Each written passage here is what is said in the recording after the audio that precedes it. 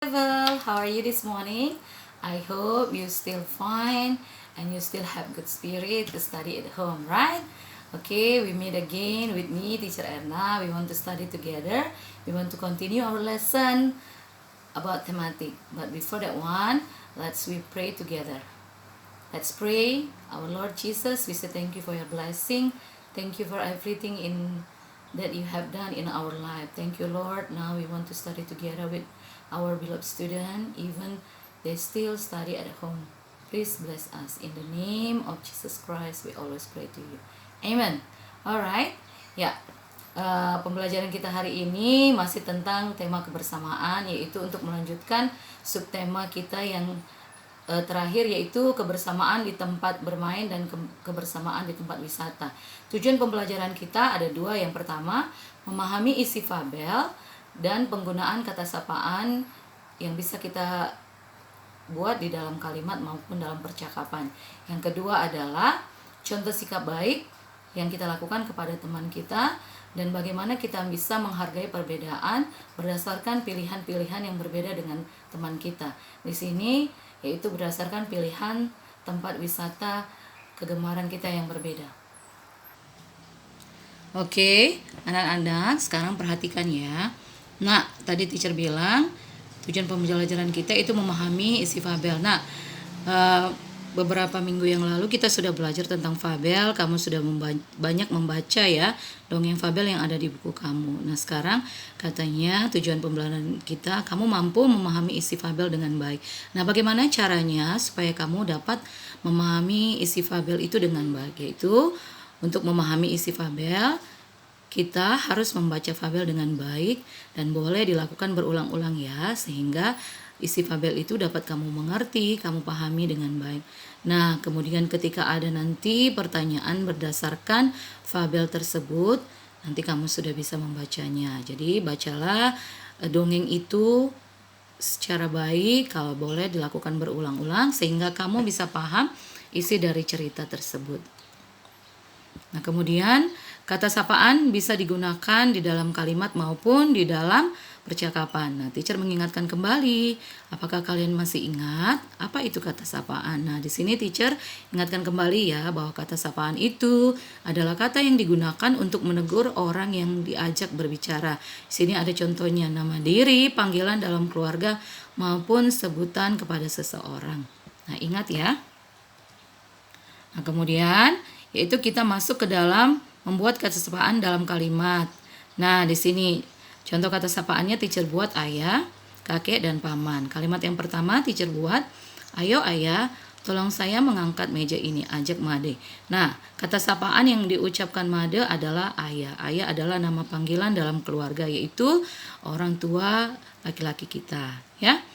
Kemudian kalimat yang kedua, hai kakek, kapan datang ke Batam? Tanya Daniel. Kata sapaan dalam kalimat ini adalah kakek. Jadi Daniel bertanya kepada kakeknya dengan menggunakan kata sapaan kakek ya. Nah, terima kasih paman sudah memberikanku hadiah yang bagus, kata Samuel. Kata sapaan dalam kalimat itu adalah paman. Paman adalah saudara laki-laki dari ayah atau ibu kita ya.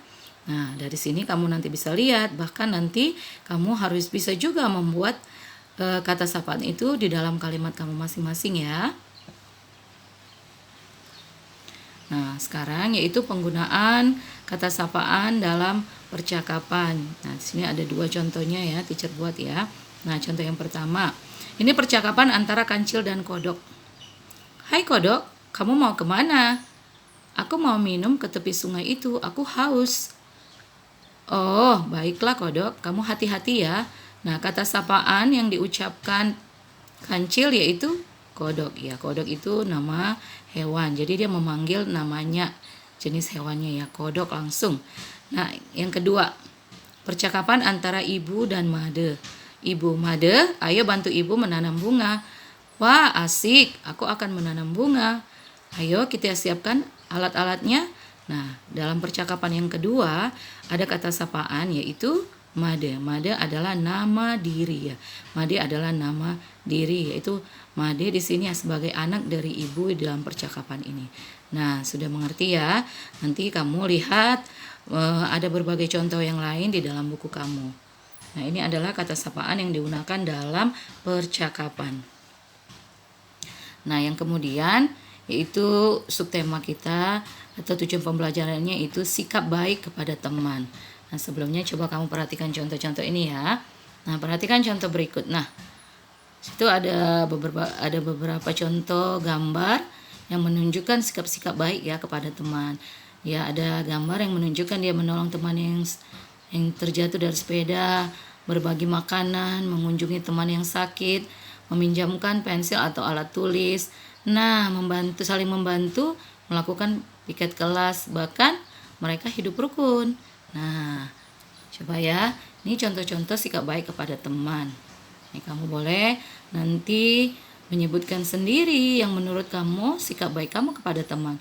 Kalau di sini teacher memberikan beberapa contoh, yaitu menjenguk dan mendoakan teman yang sakit, meminjamkan pensil atau barang kepada teman, berbagi makanan kepada teman, tidak mengejek teman, atau hidup rukun, menolong teman yang terjatuh, tidak ribut saat teman sedang beribadah, dan yang terakhir menghargai pekerjaan teman. Nah, jadi inilah sikap-sikap baik kepada teman. Sikap baik itu tidak hanya kita lakukan kepada teman ya, kepada orang tua, bahkan kepada siapa saja.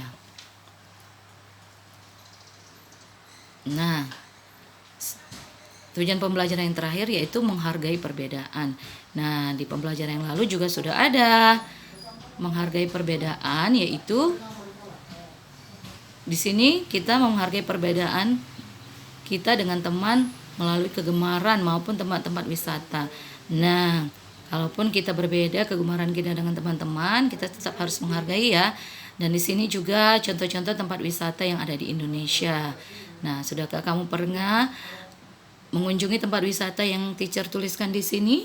Ada Pantai Kuta, ada Danau Toba, Gunung Bromo, Taman Laut Bunaken, Pulau Komodo, Kepulauan Raja Ampat, dan masih banyak lagi tempat wisata di Indonesia yang sangat menarik dan sebaiknya kita boleh mengunjunginya ya. Nah, sekarang sikap baik apa yang bisa kamu lakukan terhadap tempat-tempat wisata yang ada di Indonesia? Nah, tentu saja ya, kita harus merawat, menjaga, dan kita tidak boleh merusak tempat-tempat wisata yang ada di Indonesia dengan cara yang paling simpel dan sederhana adalah tidak membuang sampah sembarangan. Nah, teacher yakin anak-anak teacher bisa melakukannya. Nah, anak-anak teacher, itulah pembelajaran kita hari ini. Itu sudah membahas tentang pembelajaran kita dari subtema 3 dan 4. Teacher berharap jangan lupa kamu membaca buku ya di rumah ya. Baca bukunya karena minggu depan kita akan melakukan penilaian harian untuk buku 2G kalian. Baca bukunya ya.